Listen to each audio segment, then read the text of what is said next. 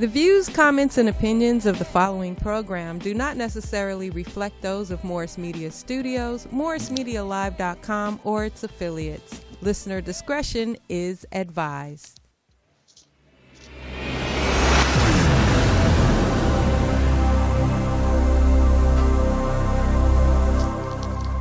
You are now about to witness the strength of street knowledge. It's time to get it straight. No chaser with Jasmyne Cannick. Overall, it's just a good thing. Tap into the conversation. Check 1, 2. As Jasmyne covers the latest issues affecting our community and the world. It is absolutely vital that the truth comes out. This is Straight No Chaser with Jasmyne Cannick. Let's go, man. That is one of my favorite scenes from BlacKkKlansman. I really love that scene. You're probably wondering why I started off my podcast with that, and I'm going to tell you. First of all, thank you for joining me. This is Straight No Chaser with me, your host, Jasmyne Cannick. I am broadcasting from the lovely Morris Media Studios in Leimert Park with my girl Poetess. And today we're doing part 2 in my series Beyond the Protests. Last week we heard from former San Francisco District Attorney George Gascon, who is now a candidate for Los Angeles County District Attorney. And we talked about the future of prosecuting police officers.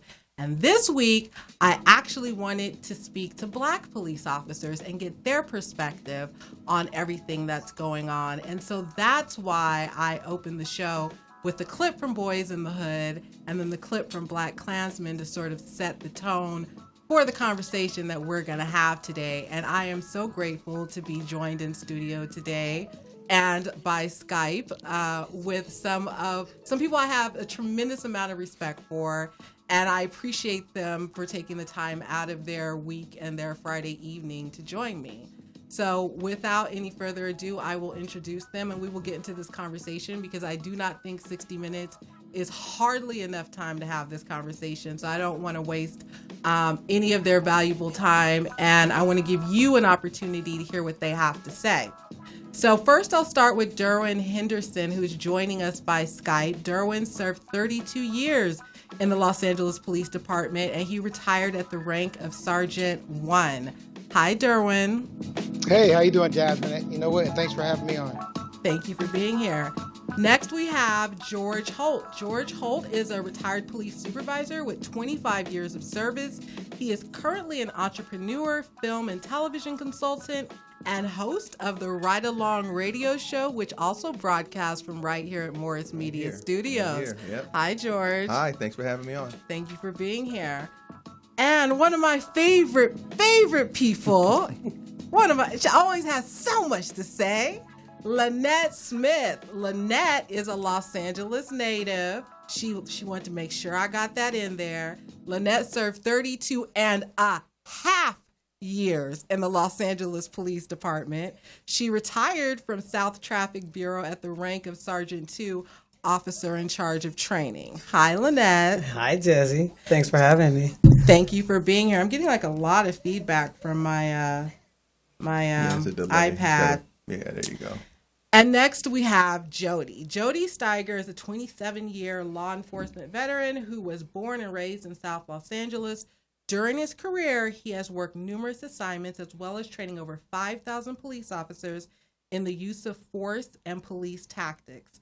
He is currently an active law enforcement sergeant, trainer at a regional police academy, and use of force and tactics consultant. Jody, thank you so much for being here. Thanks for having me, Johnny.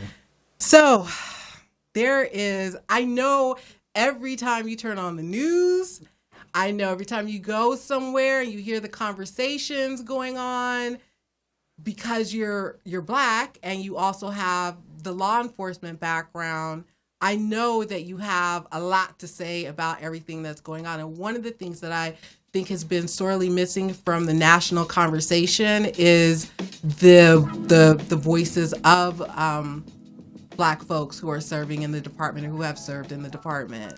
You don't stop being Black. just because you join the police department, regardless of what people think, because I have some friends who feel otherwise. But you are still a part of the Black community. Your Black card has not been revoked here.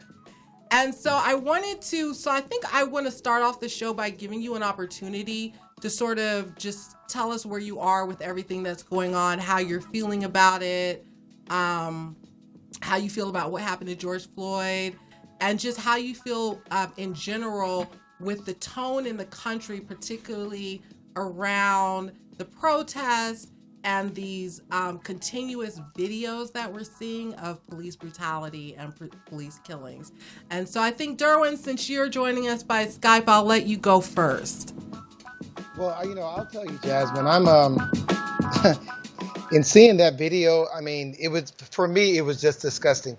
I just retired 2 months ago. And I was happy to retire after 32 years. I had a great career. I met a lot of great people. I made a lot of friends. As we all know, being a police officer or actually working in law enforcement, it isn't the easiest thing in the world. But you can also ask Lanette. You can also ask Jody. One of the things that we wanted to do was make a difference within our community. And after seeing that video, it just disgusted me, and I was I was heartbroken, and because I know that we, just as people, need to do a lot better. So I had all these different ideas and things I wanted to do, but I'll just tell you that I was just disgusted with it, and I was heartbroken to see that. And I know that that is not the way that we actually do police work, or that we should not be doing police work that way. Who wants to jump in next? Okay. First off, we need to make this abundantly clear. There is no one on the planet Earth that hates bad cops more than good cops. Right. And there are a lot of good cops in the world. Black, white, male, female, Hispanic. There are some great law enforcement personnel. I've worked with them, so I know that they're there. So we need to make that abundantly clear. It's not just us as Black cops that are pissed about this. Good cops are pissed about this because it should have never happened. That was not police work. That was a straight up murder from where I sat and what I saw. I look at it as, it's Bush League, and I hate to talk about another agency, but that's a big city there. We're not talking about, Nutbush, Alabama PD, right? We're talking about an agency that's in a city that's got sports teams and stuff. That's a big city.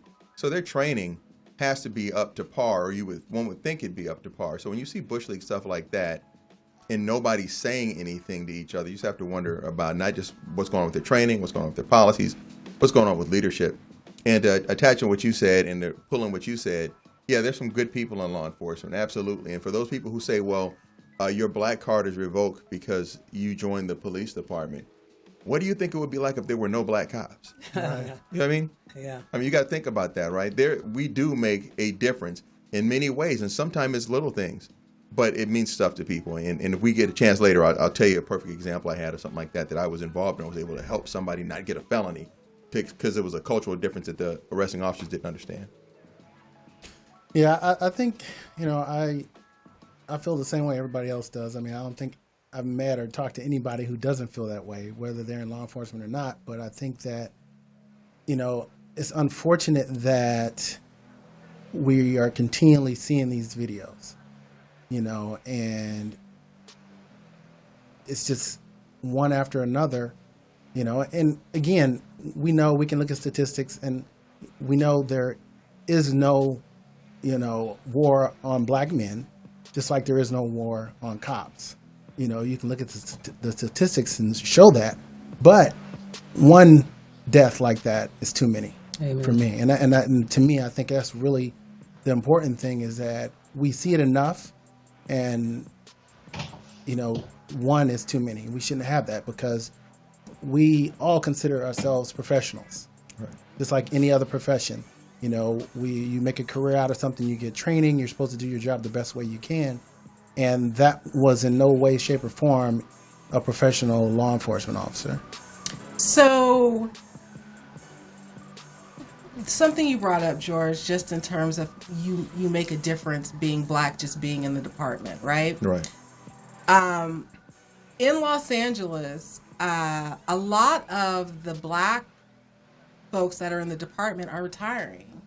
And unfortunately, we're not seeing a lot of black folks signing up to be in the department. And so very soon, if not in the next 5 years, we're going to see a police department in Los Angeles, and probably a sheriff's department too, that has, less than 3% African Americans in the department. Wow. And my concern is, particularly for those in the community that talk about community policing and wanting police officers that look like them, that come out of their community, being in the department, how do we get there when we're not joining the department, or we're telling our kids not to join the department, or we're shaming folks who do join the department and making sure that people don't want to do that? Because I'm concerned about that, because in a lot of the videos and the instances we see in LA, it's usually not a black officer that's, causing the brutality or using the excessive force. It's an officer of another race. Jasmine, real talk. My parents, who are very Southern people, said that if you're not willing to be part of a solution, then you're obviously wanting to be part of a problem. And I went to 6th Avenue, Mount Vernon, and Dorsey, Cal State Dominguez Hills. You don't get any more homegrown than me. And I live here, never moved, because this is my home. And I just remember being a kid, and my first contact with the police was we were all playing basketball, and somebody said, run. And I took off and I ran. And once we got to a safe place, I said, why are we running? And they said, because the police are there, and they're bad. And I thought to myself, that's the most insane thing I ever heard. I was a kid, and I knew that didn't sound right. And at that point, I knew, you know what? We don't need to be running from people that are supposed to protect us. Because in my home, my parents said police were good. Hence, Lanette became the police. And I've tried to be that for 32 and a half years, and I'm very proud of what I did. Like this young man was saying, the things that we were able to impact because we understand our culture. Now we have kids, and I'm trying to recruit us. I mean, LAPD is actively trying to recruit minority and black officers, and especially locals. Why should a black person want to go work for a department like LAPD, particularly with their history, in 2020, right? In 2020, right? Because there is a different feeling about the police department today, which is why we're sitting here having this conversation. Why should, a young 20-something, a young 20-year-old want to join a department like the Los Angeles Police Department? Can I chime in? You can, at any point, all of y'all can chime in. This is a conversation. So, and the only reason I wanted to is because of the question you just posed. So when I came on in 1993. That was right after Rodney King, right after the riots. So it was very the civil unrest, the uprising. It was very similar, feelings exactly to what's going on right now. And so one of the reasons I became a police officer was because I grew up here, right down the street off of 4th Avenue in Slauson. And, I remember, I tell people all the time, similar story to yours. As a kid, growing up, I moved over there in 1974, and I just remember everybody hated the police. Exactly. So I was like, okay, I guess we hate the police. Until I was old enough to realize, why do we hate the police?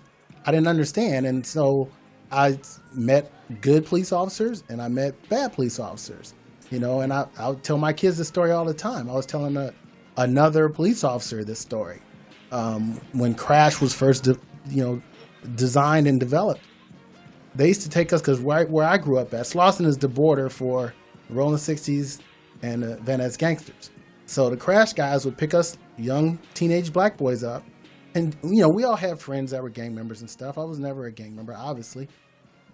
They would take us over to the Blood neighborhood and make us walk home, hoping that we would get beat up or shot or something like that.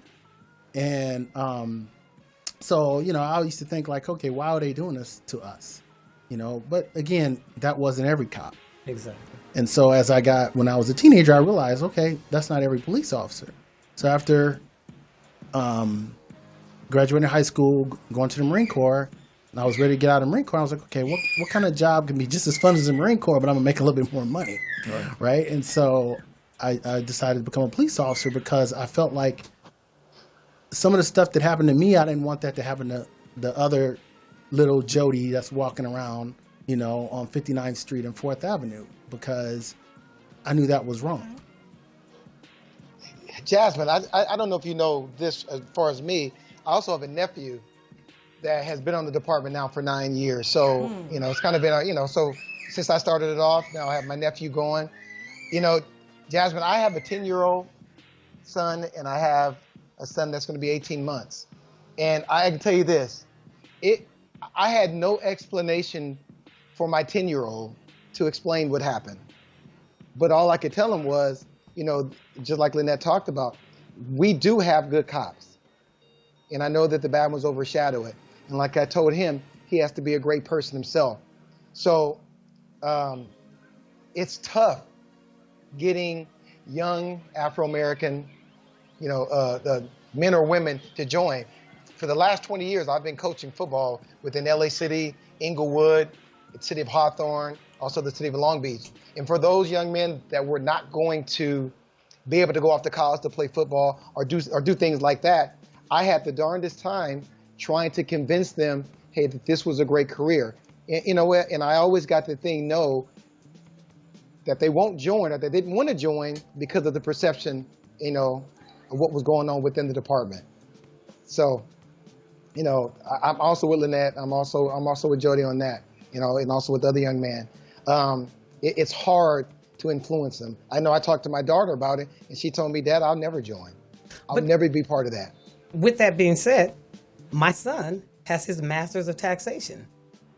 My son joined the Los Angeles Police Department. We were on the department together for a whopping 16 days. As I was leaving, he was coming. So are there people that are joining the department? Absolutely they are. And they're joining for the right reasons. And like Derwin was saying, it is a great career. It really I is. had an incredible... What is so great really about is. it? Because you know what? I got to affect lives in a very positive manner. Yep. Some people that thought, just like we're saying right now, all cops are bad, got to deal with Officer Sergeant Smith and realized, no, all cops are not bad. Right. And we're just people. Right. You know what I mean? I like I said, I am that local product. And if I can do this, you can do this too. And I'll tell you, the most rewarding thing in the world is to get a kid that was going down that road, that gang, that kid that was getting sucked into those, who now comes to you and say, thank you, because if it had not been for you, I would have been, or I could have been. So there's so much greatness out there, and there's a lot of good that we do. I'm telling you, it really, really is. But that's not what's going to get the media's attention. All the great things that are done within these municipalities, that's not news. We're supposed to do no, that. if it bleeds, it leads. Yeah. That will always be. But this is my thing.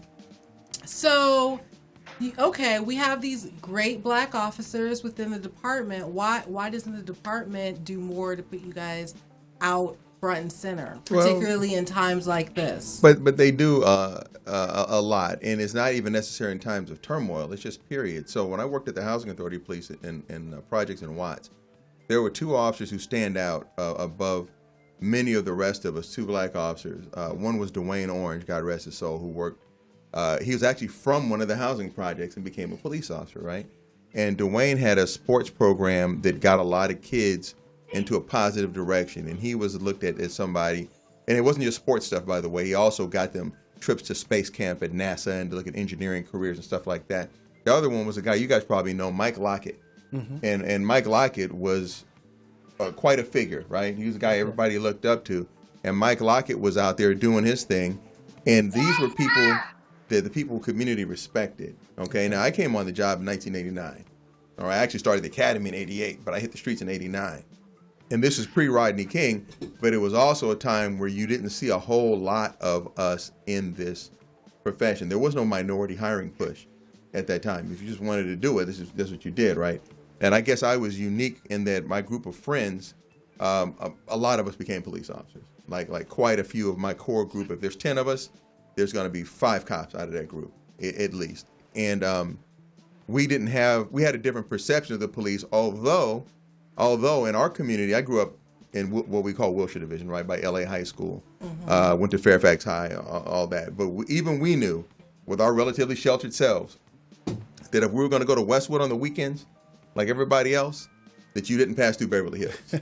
Oh, we all got those stories. Right? I got the Culver City story. I got the sheriff's story. I got the LAPD stories. Oh, yeah. And we've all gotten the stories of getting stopped.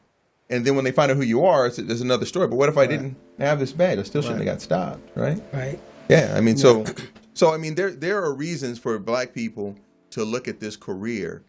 Because think about this. You said, why would you want to join law enforcement, specifically LAPD, in 2020? Because you could be a sergeant by 2030. By 2035, you could be a lieutenant. By 2040, you could have your own division as a captain, and you can really affect change, right? You can affect change as a street cop. Oh, yeah, absolutely you can. Absolutely you can. Cops out there making contacts with people. And this is the crazy part, Jasmine. I caught hell. I swear I did. You know, I traded out. I was trying to be the white folks. I went to the man.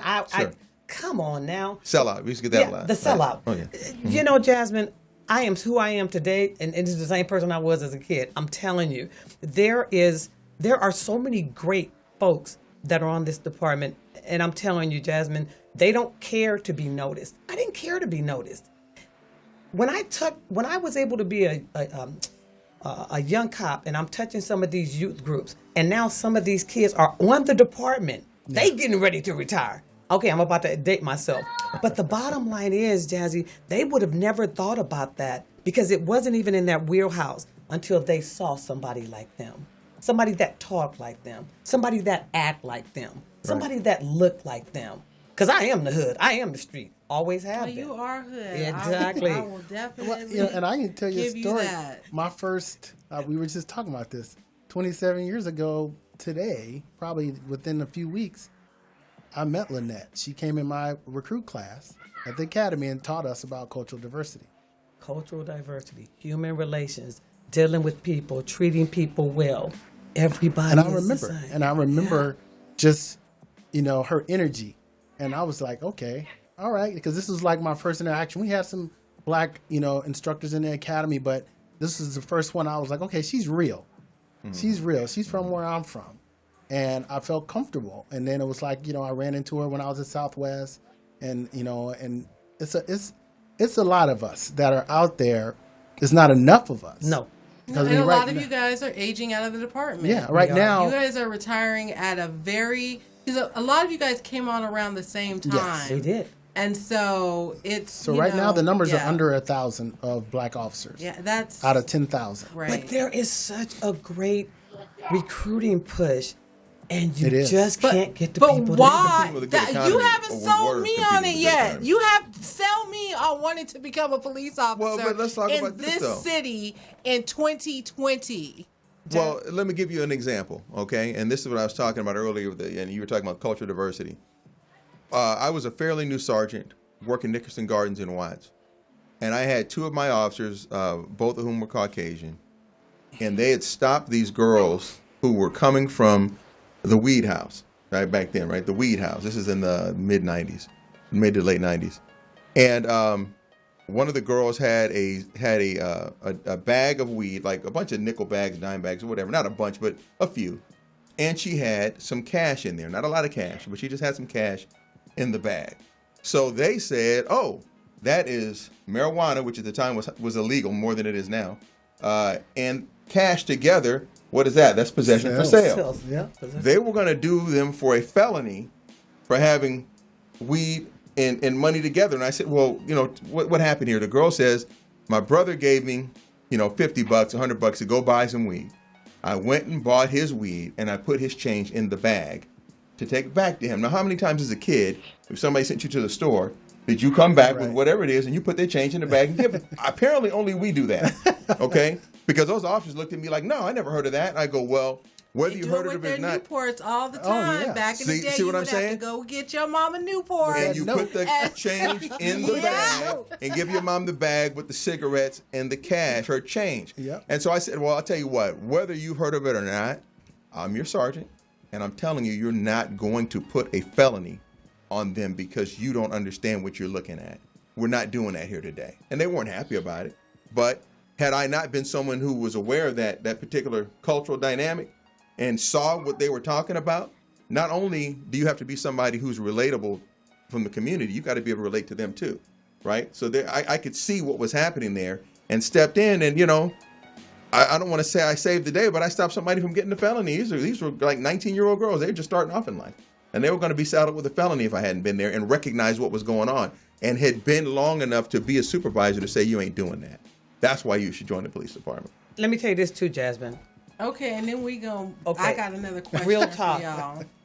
This is all real If talk. you don't want to do this job, don't do this Right. job Absolutely. because you can't do it right. Right. I Can't fake the can't phone. talk you or convince you on why you would want to do this job. I did it because it was in my heart and it was the right thing for me to do for my people. I really did this because I knew I could make a difference. So I could never convince you either it's something that's in your heart I to do or definitely it's don't not. have it in my heart. But to be it a ain't for police everybody. officer. Yeah. That's fair. There's no job that's for That's everybody. fair. And we tell everybody That's that. fair. I literally, That's fair. Like I said, I teach at a regional police academy, and the last class I had, it was a guy that he was just screwing up by the numbers, and he was a month away from graduating, and I pulled him aside and I said, "Hey, there's nothing wrong with knowing this job is not for everybody." Right.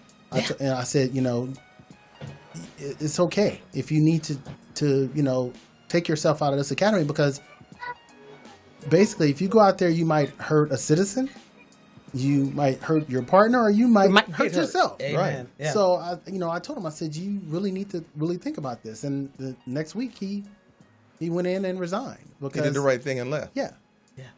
Yeah, this job's not for everybody, and it's not. There's no benefits package I can dangle in front of you. There's no six-figure salary I can dangle in front of you that makes you, when the bullets start going off, you run toward that gunfire. You're not going to do that for the money. Burning building. You're not going to run into a burning apartment building because you've got a great benefits package. There's got to be something here that you want to do. You're right about that. Right? Right. Definitely right about Right. that.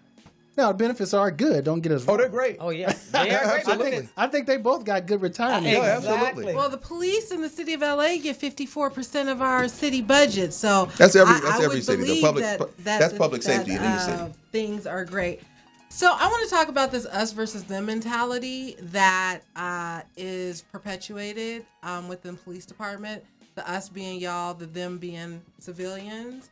And when you're a black police officer, where do you fall into that? Because particularly around the George Floyd's death, I feel like was a catalyst for this moment.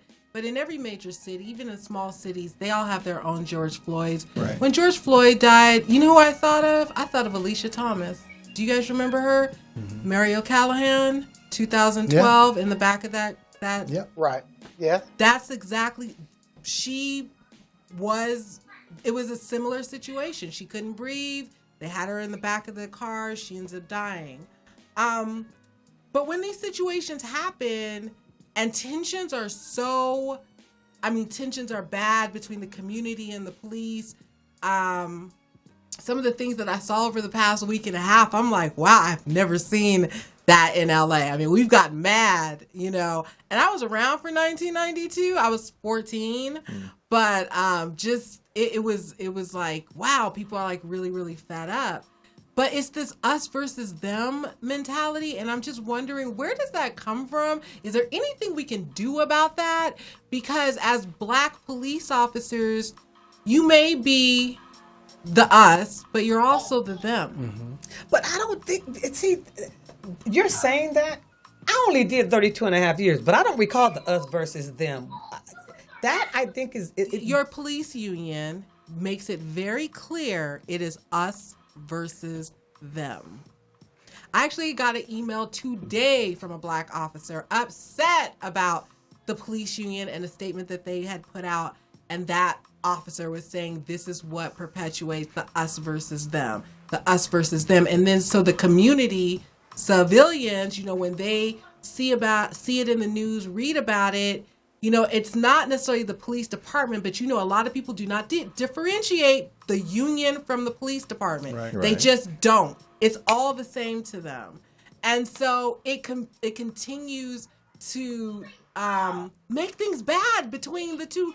It's just it's really disintegrating right now around this budget, and you got George Floyd, and then you got these protests, and it's getting really, really crazy, particularly here in LA. And I know other cities around the country are also dealing with their police departments and their police unions.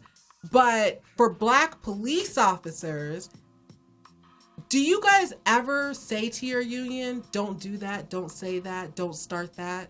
Do you ever say to the department, don't do that, don't say that, don't start that? That's not going to help our cause. That's not going to help our case when we're out in the streets trying to deal with our community. But see, Jasmine, you have to understand that the union's job is to protect the interests of its body. And its that members. Its members, Right. okay. And that's all of its members.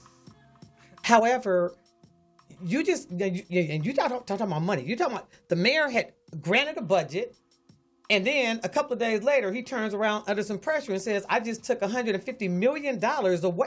Hold on, wait a minute. Now you taking food out of my house. Hold on. I'm going to stop. We're going to pull over the car. We're going to pull over the car right there. Okay? Go ahead. Number one, $150 million from a $1.87 billion budget is a drop in the bucket. Secondly, every single department, everyone, including myself, had to take a cut in their salaries. We either had to do furlough days. Everybody, no one was spared. Okay. Why should the police department be any different? If we all had to take cuts. You kidding me right now? Yeah. No, I'm dead serious. Because at 3:00 in the morning, when your house is on fire or somebody's shooting, you're not calling the sanitation department. You're not calling people to fix the street lights. You're calling people to come put their lives on the line so that you can have be a relatively safe environment, right? Like I said, that benefit package isn't going to get you running that burning building. It's here. If I'm willing to do that, that's the time that I earn all my money. When I've run into 2 burning buildings in my career, okay? And I earn my money at that point. I Okay, disagree. that's I would why. have to disagree Because nobody with else is that. out there doing it. Nobody else is out there expecting to go into danger like that. Any other city employee beside the fire, even the fire department. Because let's talk about it. When they're shooting, fire department's not going in. Right. Exactly. They're waiting until They're we waiting secure for it, escort. and Wait then for we us. take them in. Okay, it's okay now. You guys can come in, firemen. It's safe now. So that's why. So that's why. That's why. And Jasmine, I'm telling you now, you can cut it. I mean, all that's fine because it is what it is, and we're going to work with what we have because you don't really have. Oh, a y'all choice. going to get it back later in the year, I'm Jasmine, sure. But Jasmine, look, okay. So look, this is the deal. Can you imagine the city without law enforcement? I would move.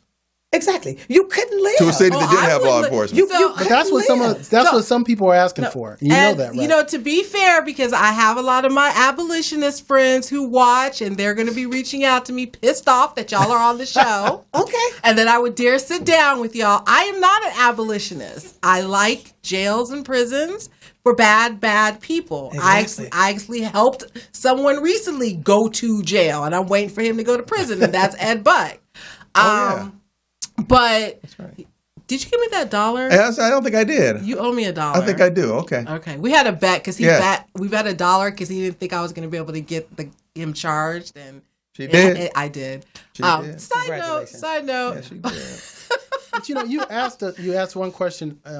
Do we push back? And I'll say, at least from my experience, yes, we do. Give me that $1. If you hear, if I hear things that I don't think that agrees with me or agrees with other black officers, I push back. Sure. And I've taken slack for it. Okay, confession. I left the league. As a member of the Los Angeles so Police proud of Department, you. I left the league. I am so proud of you. And the reason I left them is because I went to them on 2 occasions in my career. And on both occasions, they denied me. But every payday, you were taking my dues out of my check. And every time I got a promotion, you got a raise. So I left the union. And that's why we have employee organizations. I'm not the only one. Us.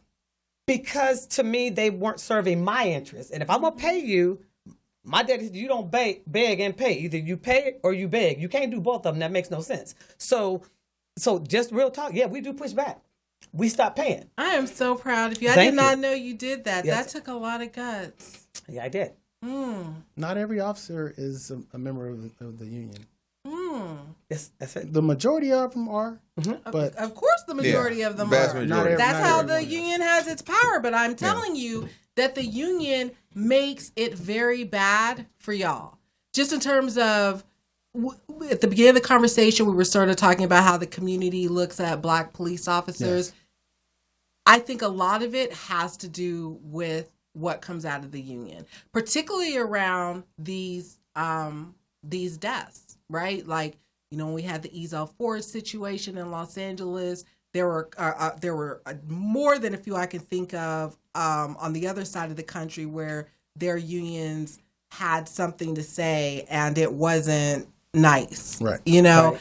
And I just wonder, like, you know, I know when you join the police department, the name of the game is promote. I mean, you should not still be a P2, you know, 30 years later. Some people don't want to, though. But I know a few that don't want to. They just don't want the happy drama. right where they are. They don't want the drama. But, you know, and I know that there's always the risk that you're going to get in trouble or, you know, you're going to get freeway therapy or whatever.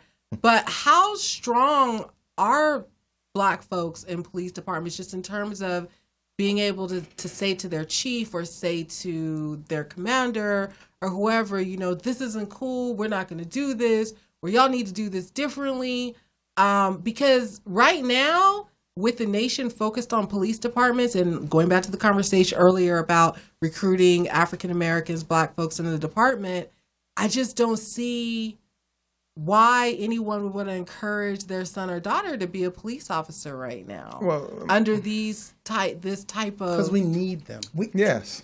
We need them. We need them to help make the change, because there's not going to be a change unless we step up and we make that change. If you don't want to see stuff like that happen, you become a police officer, because when you are, I make it clear. But people I work with, we don't play that. No. I don't play that. And I've had to tell people that early in my career. I had to tell Jody, them, I don't do that. Absolutely. Hey, but Jody, but we know that. I mean, we know that this is Jazz. It's not going to change.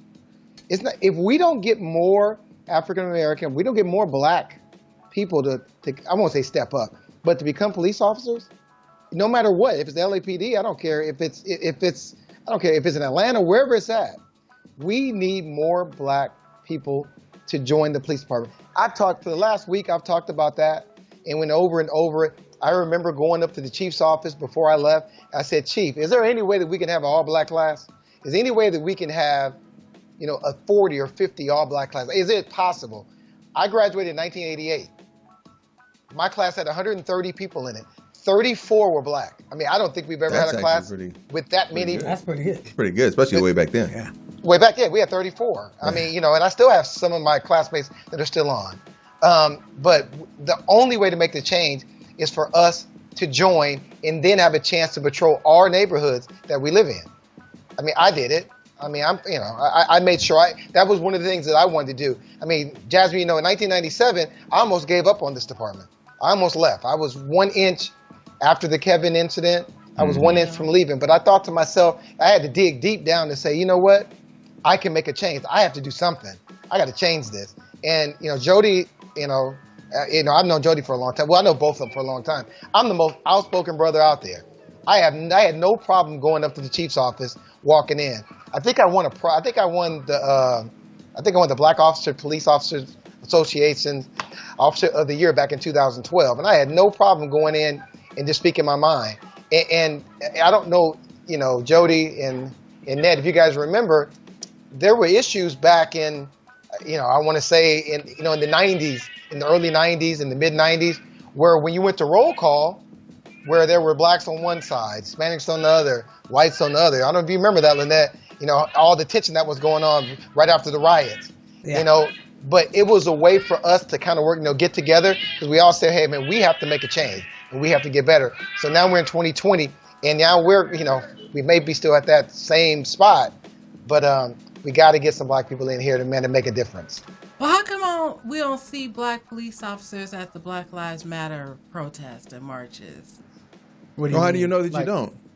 Well, I haven't seen any. How do you know? Seen them how? Do you know What any mean? black in uniform or out of uniform? Yeah, that's what I'm asking. Either way. But you don't know who's they there, probably right? should do it out of uniform. Just Right. That's what I'm saying. That's why you don't know. I'm just curious. Like, have We you guys don't generally off participated duty in? run around with our badges going, I'm here to Black Lives Matter. Right. I'm black. I'm a So you don't No, I know that. But my point is, you're also black. You do believe that Black Lives Matter. I believe right? all lives matter, Jasmine. Okay, right, but we're specifically talking about black people right now. Right, okay, we're not going to do that all lives matter stuff right now. Okay, all right, okay. So, as like how you're talking about how civilians should get involved in their police department on some level, right? Either join or be on the CPAP, do community stuff, whatever. What is it y'all are doing? Are y'all coming to Black Lives Matter meetings, marches? Are y'all standing and saying, yes, we believe this is wrong too? Are y'all taking knees? Like, what are y'all doing to show the community that, yes, we're black and we get it. This is our job. We gonna do our job, but we also get it. And we're with you too because we thought that was foul and wrong too. I'm not seeing enough of that. Well, I mean, I think that, and I think I sent you the letter today. So almost every black officer organization that I know of in the country has said something and has obviously was upset about George Floyd's death. I know the organization that I'm a part of, the Oscar Joe Bryant Foundation, we stand with everybody. We will not tolerate anything like that. And it's the same thing that goes for not only in Minnesota, but in this city as well. Exactly. We've spoken out. This organization's been around since 1968 for the same reasons Lanette said, because in 1968, the black officers felt like they weren't getting the representation from our union at the time. They still feel like that today. Some do. A lot do. But we have a lot more representation in the union now, a lot more delegates that are black, that we make sure that our needs are being met as well. So I think that it's important that you do know that there are a lot of black organizations out there. And, when I talk to community activists, the first thing I tell them is reach out to your black police officer associations, and organizations, because they have the same issues that you do, and they're fighting them from the inside. But a lot of times you guys just don't know it. And this is the deal. You said, can you sit down? I honestly believe that you can talk to anybody and say anything if you want to say it the right way. And it doesn't matter your rank. Because I've done it. Right. Trust and believe. Right. I've done it. So, I mean, I'm telling you, Jasmine, there's such a perception that we are like, we go in the department and we get so timid that we are no longer black. Oh, yeah. That you turn blue and it's all about... Let me correct something that you showed up there, and I know that's Hollywood, but that whole business with Black Klansmen and making the racial comments, from the time I came on the job in 1989 to the time I left in 2014, there was never ever an environment in which a white officer would have felt comfortable getting out of line with the black officer without expecting consequences and repercussions on the spot, or at least that night in the parking lot. We didn't play that.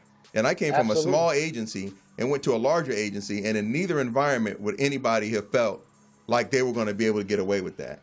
Because so I don't get that. I don't know where that happened. Well, apparently they do feel like they can get away with it because the city of LA in particular has settled many a lawsuit arising from black officers who have sued the police department because their colleagues was racist, bringing watermelons to work. Doing that. I know one of the people involved in that. You're talking about the watermelon and fried chicken thing on the break. Okay, so I'm going to leave that one alone because I work with that officer's wife.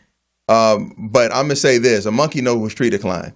And so you can, I never experienced anything directly like that. That's all I'm going to say. Well, I'm happy for you. I know it's a few officers who have. And I was going to get to that. That was going to be one of the things I was going to ask you is how is the race relations, you think, these days between white officers and black officers and Hispanic officers? You guys like to say Hispanic. Most of us civilians say Latinx or Latina or Latino. Right. But I'm going to speak your language today. Hispanic officers. how do you see that relate? Is it better? Is it worse? Is there still some tension there? You know what, Jasmine? I think that the issue is that if you could just go into your little workshop and build these perfect people to be cops, then you would have these perfect people that are out there treating people exactly the same way because we built them that way. Your cops are always going to be a representation of their communities. We are not made people. I came to the Los Angeles Police Department the way my mom and dad raised me. Billy Bob came to the Los Angeles Police Department as he was raised. So are there going to be people that are going to be racist and ignorant that don't understand cultures? Yes, there are. But I'm just saying that that's not a mass majority. And even with them, I've educated a whole bunch of Billy Bobs, trust and believe. Yep. So you can't just, I mean, it would be great if we could have these people that we're making and they just think, but that's not, you're going to get people and they're going to bring all the garbage that they were raised with. Right. And that's just it. And that's why it's important for us to be there to correct them and make them understand that you don't treat Black people this way. You don't treat anybody this way. Right. So I know that you're retired, Derwin's retired, so you guys are off the job, but when you hear your colleagues, talking badly about people who are protesting or talking badly about folks who are marching in the street, in support of Black Lives Matter, do you correct them? Do you say, don't talk about those people like that? Don't. Jasmine, people I know are not complaining about the people that are peacefully protesting. Right. People that I know are pissed about the people that are criminals that are out here tearing up stuff because they would do that because that's their character. They're not. Jasmine, okay, look. There is no way you could have a conscience at all, a spirit, and not be pissed about anybody being murdered in the street with somebody with a knee on their neck for 9 minutes. Our president is unbothered. Well, he's an idiot. He's a whole He's different, an absolute idiot. Don't get me on that because it's a whole different story for a whole different day. Orange people don't matter. Anyways, but I think the problem is that everybody respects the peaceful protest, and everybody understands this rage and this anger because there's so many names that are behind this. On the back of Corona and being in the house for 2-3 months, and now you done did another one. People was looking for a reason to come out and be mad. I ain't mad at them. I feel the same way. You keep saying peaceful. Let me remind you of your Black history, Lanette. Okay, we had the Watts civil unrest in 1965. Okay. It included looting and vandalism. Right. We had the 1992 civil unrest. It also included looting and vandalism. Yes, it did. And out of that, we got the Christopher Commission. We got our federal consent decree. Yeah. Yes. So, I hear, and this is the same argument I've been making on television. I'm just saying,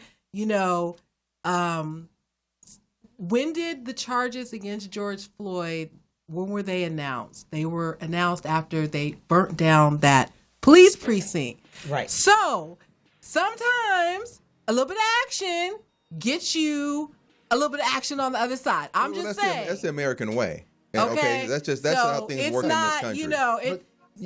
You asked the question, you asked the question, and I can't remember exactly what you had asked, but I think you just answered it because as officers, we put our lives on the line. We're out there trying to protect you as you protest, and then you have these certain people, and we know who they are. Exactly. They come in from out of state, and then they're the ones that they're starting up. And what I was proud of as being somebody who's Black is to see Black people stepping up saying, wait a minute, you ain't even from my community. What are you doing here? You saw here? that in Long Beach? Yeah, you saw that Long Beach crib down there? I think it was in D.C. where it was a guy breaking the sidewalk because he was getting ready to start throwing them at the cops. And the protesters went over there, grabbed him and said, no, you ain't from here. We ain't doing that. This is peaceful. And they took him over to the police and gave him to the police. That's what we're talking about because we have an officer, it's an officer that's in the hospital that has that's in a induced coma. Yes. Because they got hit in the head with a brick. Right. An officer got shot in the foot. down in Venice Beach. So that's why it's like the good officers are like, well, wait a minute, we're out here trying to protect you. And then you're painting us in the same brush as you tell us not to do for you. For you, Exactly. yeah. Well, I'm going to also say, you guys don't want us to say that, 3 bad cops mean the whole department is bad. Right. So, 3 protesters who throw bricks and shoot cops in the foot don't mean all the protesters are like that. And that's why we are out there risking our lives. I want to talk about that. Risking our lives. We are protecting your right to protest. Okay, so You know, an officer I got do killed. not Absolutely. believe. You know, an officer got killed. Got That's shot right. in the That back was of up the in head. Oakland. Up in Up in Oakland. Oakland. Yeah. So, and that's sad and tragic. I feel that way about everybody who gets shot and killed. Normally, usually, sometimes there are bad people. Right, absolutely. But you guys always like to say risking our lives. You guys walk out the front door and act like you're risking your life. And, before we have to get out of here, because I may have to do another show to just address this. I need to understand the mentality behind I fear for my life. When you give a cop a dirty look, you can get charged, it seems like, with assault on a peace officer. Yeah, that's a whole you nother- spit in the direction That's of a a whole nother cop, show. you get... No, but that is what people are talking about, Right. and they're upset about, and they're pissed about, right? And so I need to understand from police officers, why is it that y'all are so special that it boggles my mind sometimes when I see people charged like for assault and battery on a peace officer, and then you look at what they did and you're like, really? And the whole I feared for my life, every situation that we've had that's been a bad situation where someone has ended up dead, whether it was LA or New York, whatever, we always keep hearing that the officer says, well, I feared for my life, right? And I know you guys know about AB 392 and SB 230. yeah, but again, that's like a whole nother show. Right. But I just wondered if you had any thoughts that you can enlighten the public on, like in terms of why. So I don't. Why look are at police cops officers as so super- vigilant about that? Is that what you're asking? Why is that the fallback excuse for everything? Well, you have to be able to justify a use of deadly force in the immediate defense of life, yours or somebody else's. So if an officer used deadly force, they have to be able to articulate that. They're supposed to have been in fear for their life or the life of someone else before you apply deadly force. That's Do you policy or law. believe when you see all these different stories on the news, you hear the circumstances just because of your background? Not everyone, no. Do you believe all of those police Not officers everyone, were no. really No. I just reminded a cop today about the incident. I want to say it was in one of the Carolinas where the black man was running away. Yes. Walter Scott. And was Yes. shot. Yeah. Walter Scott. Walter Yeah. Yes. Scott. Right. And I had to remind him, like, what about this case? Because Sure. we're all flat out having these murder. conversations. Black cops with black cops, black cops with white cops. But everybody, we're all having these conversations right now. And I had to remind him that, what about Walter Scott? That wasn't an immediate defense of life. That was flat out murder. That was murder, just like this one. And he's in prison. And we call those out. We have to call those out. 'Cause if we Jasmine, you're don't, never then going we're to hypocrites. hear any of us, I don't think, in this forum say that there are not some cops that should not be cops. Absolutely That there are. have, What are you doing about those cops? Do you guys turn them in? Do you tell us? Oh, honey, tell supervisors look, that they need yeah, to go? yeah. What are you? Do you just kind of roll with them and hope that you don't get in trouble? You know me better than that. Don't even try, sis. Don't try. That's the other thing that I'm hearing the public ask about. It's like, what are the partners doing and the other people who know that this cop is apeshit crazy? Like, what are they doing? But they know, just like anything else, you know who to do stuff in front of and who not to do stuff in front of if you're a dirty cop.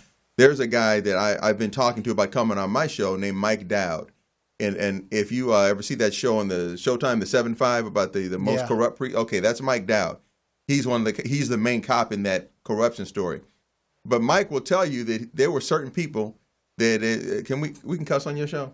Didn't you just hear me say ape shit crazy? Okay, so Mike will tell you that there were officers he knew that wasn't with the shits. And there were certain things that he wasn't going to be able to do in front of them because they're going to go and do the right thing and turn you in. So he got to know, if you watch that documentary 7-5, he'll say, eventually you get to know who's with your program, who's not with your program. So if you come out and you're forthright and people know that you're not with the shits, it's not going to happen in front of you. And everybody, when you get to your division or whatever, you have a reputation. There you go. And right, Jody? What's that? No, you remember, you got to think about it. It's really not, I mean, everybody in this panel has actually went above us and actually, you know, I won't say snitch or told, whatever you want to call it. We went and talked to like our command staff, and we brought things up. I mean, it's not that easy. Once you bring it up, it's out of my hands. Now they're dealing with it up top. And, you know, they have to make the decision on actually what are they going to do. But like I told someone today, when you have a cop that you think is iffy, I mean, it's real easy for our department to move them from San Pedro to the Valley, out of sight, out of mind, because they're away from me. But all of us on this panel has actually brought something up to somebody about some dude that has done something that we don't like. It was a female in my case. It was a female in my case that I went to the lieutenant about because I thought she was planting dope on people. Again, nobody hates a bad cop more than a good cop. Trust and believe. Absolutely. We just don't like it. It tarnishes my badge. And it makes our job much harder. Much harder. I mean, just this incident right here, you know, with the death of George Floyd. I mean, it makes all the progress that we've made, it's just set us back. Yeah, it set us back. Yeah. And no comment needed from you on this comment that I'm going to make. Okay? Okay. The comments that Chief Moore made did not help the situation either. Okay? No, absolutely on that. I heard that, and I was set back from it. I was set back from it also. I'm retired, so I can say it. Yeah, I was set back, and I was shocked that he made it. Yes, you can say whatever you want, Derwin, about that. Absolutely. I was shocked that he made it. I was disappointed, and I thought, what are you doing? Are you, have you got enough sleep? What's going on? Yeah, I think he was just exhausted. Yeah, so I was just disappointed in it. And I thought, you know what? And I'm tired of hearing all the apologies and from everybody. You know what? Because once you say it, I know what you mean. Yeah, it's out there. It's out there. Yeah, it's out there. Can't take it back anymore. But you're definitely on that, Jasmine. That was a disappointment. It was a disappointment. Well, our time is coming to an end. But before it does, I wanted to give you guys an opportunity to say any last thoughts that you had, anything in particular you want to just kind of impart to viewers on, you know, being a black cop and, you know, plead your case that you still a part of the community. You not, what did you guys say earlier? Sellouts? No. Right. That's what the people were telling me I was a sellout while they selling dope. Yeah. You selling dope in the community, but I'm the sellout, right? Right. So I'm 54 years old. Okay. And my son is my oldest son is a 34-year-old deputy sheriff in another state. Okay. And we are very proud of what is starting to look like the family business, right? Law enforcement. But I was 23 years old with that son before I put on a police uniform. So I had 23 years as a black man before I became a police officer. And every day when I took that uniform off, I was, to everyone concerned, just a black man driving to and from work, shopping, going to the park with my family, right? So I've been black for 54 years. I understand what that's like, okay? I have a black family, and I got black family members, and I kept my friends from when I was a kid. So I get it. I'm not sitting in some blue silo where all I think about is the police thing. I get to see both sides of it. And, we never forget that. And I think that we're in a unique position to almost kind of be translators sometime between the two. And I think that that's one of our unique contributions. Anyone else have anything? She didn't seem impressed with that answer. I came on the Los Angeles Police Department in 1984, and I am 58 years old. I walked here. That's how close I'm in the community. I walked here, and I'm going to walk home. And, I think that people need to realize that though we have a career, like that trash man picks up your trash, that teacher educates your kid, you're educating people with your show, it is a career choice that we chose. And I was damn good at it. And I am very proud of what I did with the Los Angeles Police Department. And I am very proud of my son when he puts on that uniform and goes out and represents our community. And he does it the right way. So, you know, I encourage, if you have some young black kids that are out there, hey, Jasmine can always get in touch with me. Talk to me. You know, I mean, this is where we need you. Either you're going to be part of the problem, like my parents told me, or you can righteously be part of the solution and do it from the inside out. Right. Yeah. Hey, I can tell you this, you guys, because I know Jody. He should always go last because he's. But this is, you know, these two are the reason. For me, I demand change, and I'm expecting change, and for me, it's because of these two. You know, like I said, I don't want these two to have to go through what I saw on television last week. So, you know, I'm really demanding change. I mean, I'm out in the community, and you know, sports is my big thing, but we definitely, and one of the things that I stress is we need to get more black officers on the job. So, go ahead, Jody. I know you got a big one. No, so it's interesting that we're having this discussion, and I say that because in the organization I mentioned earlier, the Oscar Joe Bryant Foundation, one of the things we do is we go out to the community, our community, and we do like a Know Your Rights seminar for the community so they can know their rights when they're dealing with law enforcement. But one of the things that I always ask is the community is, how many of you would like to see more police officers look like you in the community? And everybody raises their hand. Right. And I say, well, how many of you have told somebody that you know to be a police officer? Maybe one raise their hand. And I say, if you want the change, then you got to help make the change. So, you know, that's all I can say is be a part of the solution. Well, I appreciate you all. I thank you so much for taking this. I don't think that 60 Minutes could do this conversation justice. Yeah. I really think we're going to have to keep throughout the year having this conversation. These situations are going to come up. I mean, I feel like we're in a wash, rinse, repeat cycle oftentimes when it comes to, unfortunately, deaths of black men and women at the hands of the police. And there are a lot of things that I would love to talk about, but we didn't get into. But we'll have to get into it another time. But I definitely appreciate you. Thank you, Derwin, so much. Jody, Lanette, George, thank you. Thank you, everybody who's watching. As always, we are broadcasting live from Morris Media Studios in Leimert Park. Leave comments if you have some comments. I will read them. I will answer your questions later. If you want to reach me, my email is hello@iamjasmine.com. My website is iamjasmine.com. I am on the social media. I am on Twitter. I'm on Facebook, obviously, and I'm on Instagram. So follow your girl. And next week, we'll be right back at it. I'm hoping next week for part 3, I will have my police union friends in. And we're going to talk about the influence the police union has. And really have an honest conversation about that. I'm looking forward to having that conversation. I really want to have these hard conversations and help people understand, like, you know, how everything works. So, all right, until next week, everybody, stay safe. Thank you.